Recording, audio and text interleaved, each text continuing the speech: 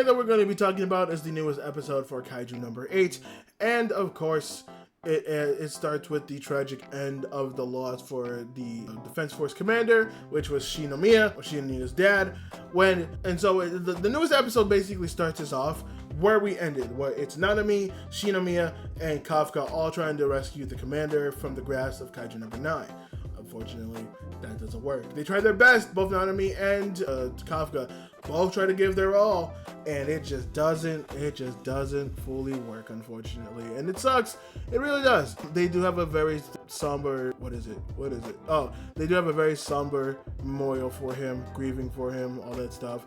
And you know, I do understand a lot more. I said it before with the serious tone, but man, I will say this was such a good episode just because of the tonal shift, which shows that they can do serious stuff, which also makes me think, damn, what if we just got this whole seriousness, like this level of seriousness in there? Like, there is arguments to be made, right? On one hand, the reason why the seriousness for this stands out is because we've been having jokes throughout the entire, like a lot of the first season and part of the second, which is where it doesn't feel like people are taking it seriously. Where it's like, yeah, everyone's obviously taking it seriously, but the level of gravitas when it comes to having to be in the Defense Force was never really matched with the way that people would act in the Defense Force. But now we see people are grieving, people are dealing with stuff. It feels like very heavy and very somber. It's one of the first times we really see Kaiju number 8 get into that level.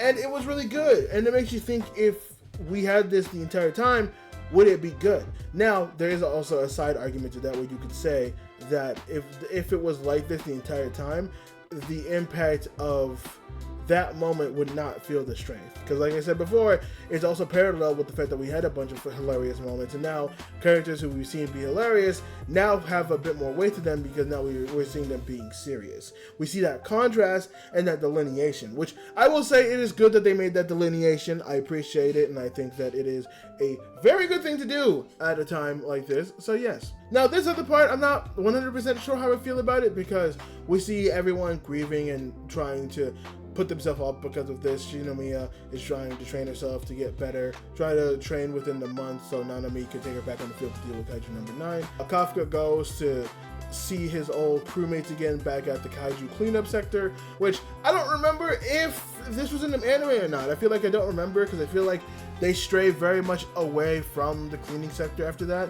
So if this was an anime original bit, I think it's good. I think it does help with the fact of like, oh yeah, Kafka is changing. He's changing into a kaiju and he might not be able to fully come back from it. Now, I don't think he is able to, I don't think it's a situation where he'll be bad. I think his mind will still be there in context for stuff. I haven't finished the manga, so I really don't know how full it goes. But I think there is a level of give that this anime does put into the show with its emotions. And I think it's doing a kind of good balancing act, but it does make me wonder, if we got the seriousness the entire time, how would that compare to like what we have now?